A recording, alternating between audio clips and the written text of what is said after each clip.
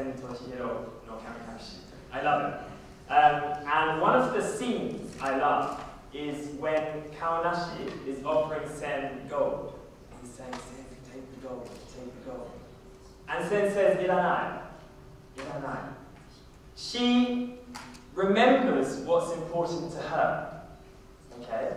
Her mission in this anime is she has to save her parents. Her parents have been turned into pigs, right? And she has to save her parents. So she remembers what's most important to her.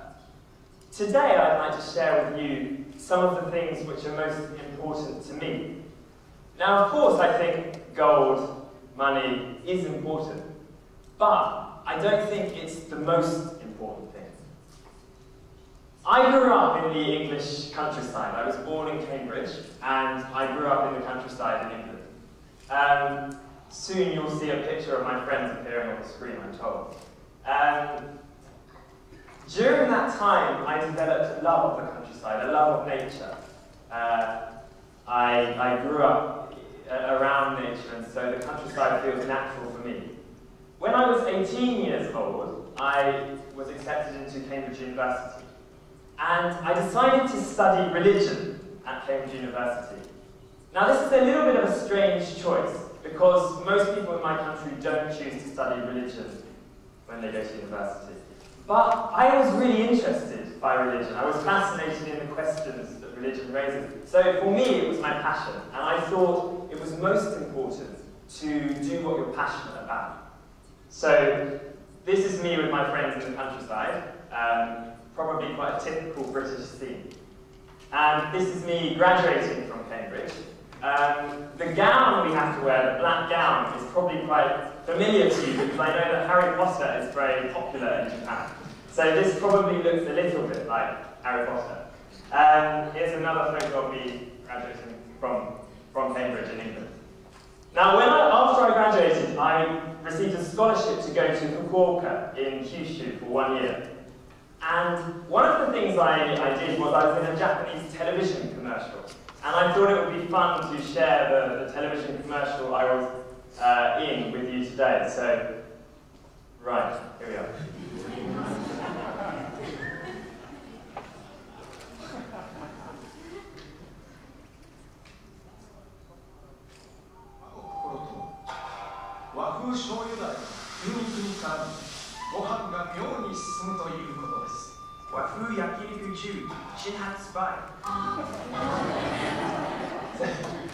Actually, at the start, you couldn't hear, but I said, Wa no kokoro to wa.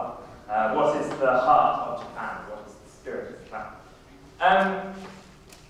While I was living in Kyushu, I fell in love. But I did not fall in love with a person. I actually fell in love with a place. And that place is called Goto Reto, the Goto Islands. The Goto Islands are here, off the coast of Nagasaki. And a long time ago in Japan, Christianity was actually banned. And the Japanese Christians at the time, in order to preserve their faith, they decided to carry it on in secret. And so they became Kakureishita, hidden Christians. And because the Goto Islands are very far from Tokyo, they were a good place to hide. Now, a lot of you, this is a view from my window where I stayed in the Goto Islands, in the hotel I stayed in.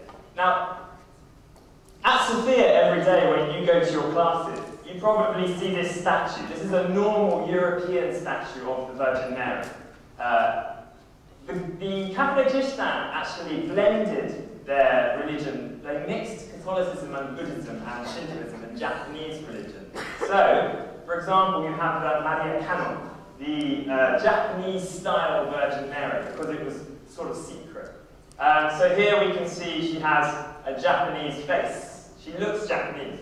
But you can see here the cross, a tiny cross. And also, she is shown holding a lily. This is a lily, and traditionally in Europe, the lily is Mary's traditional symbol.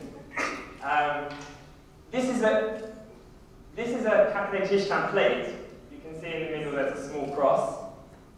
And this is the most fascinating object of all, in my opinion. This is my favorite. This is in a museum in Fukuoka, and it's actually a magic mirror. When you look at it, it looks like a normal mirror. So here you can see it just looks like an ordinary mirror. But when you shine a light through it, you can see the crucified Christ. And kneeling before him is Mary. There is Maria there, just kneeling before him. So it's a fascinating object, I think. It shows how two cultures were blended. That's a little bit more of a close-up. After I finished in Kyushu, I went to Harvard University in America for 2 years, and I did a master's degree. And I continued my studies into the Catholic Islam, but also I decided to study Islamic studies.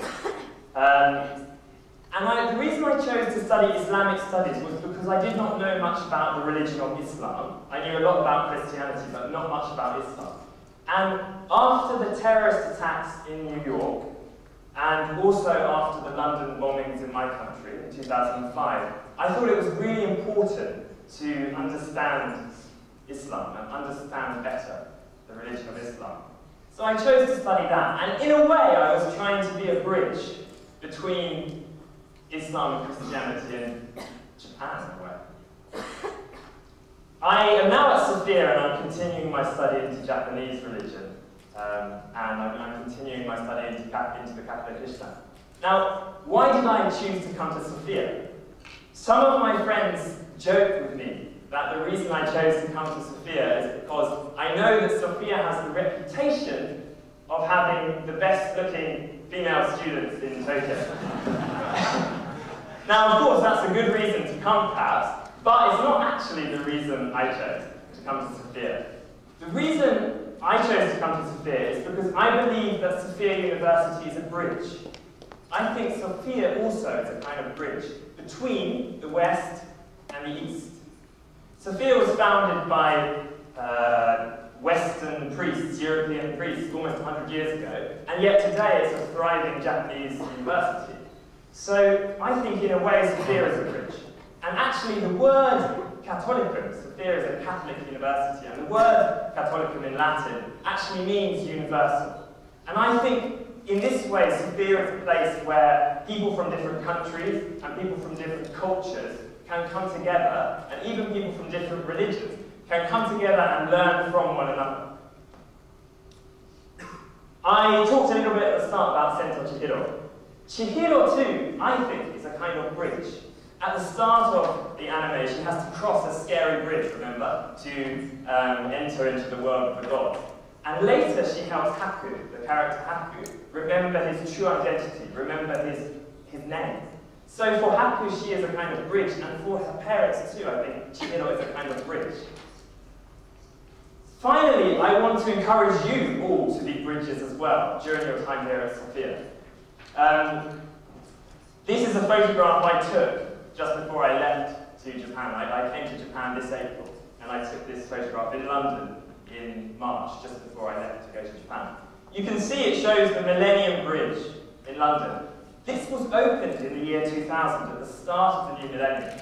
And for me, it symbolises that in the 21st century, we are more connected now than ever before. The internet and cheap travel means that the world has got smaller. We're now closer together than ever before. However, I believe that many bridges still need to be built. Now, I've been living here now for roughly 9 months in Tokyo. And one of the things I've realised is that the Asia-Pacific region is very nervous at the moment. There are lots of tensions between different Asian countries. There are tensions, for example, between North Korea and other Asian countries. There are tensions between China and Japan. And so I think in order to make sure that we have a more peaceful future, we need to be bridges. Because of course, if these tensions were allowed to escalate, they can indeed lead to war. It's a dangerous and very serious situation. But this is an exciting challenge for us all. So I want to say to you today, let's build bridges between the East and the West, but let's also build bridges between Japan and China. Let's build bridges between the poor and the rich. Let's build bridges between the young and the old. So I think our challenge is clear. In the 21st century, bridges still do need to be built. And it's up to us all to go out and build them. Thank you very much.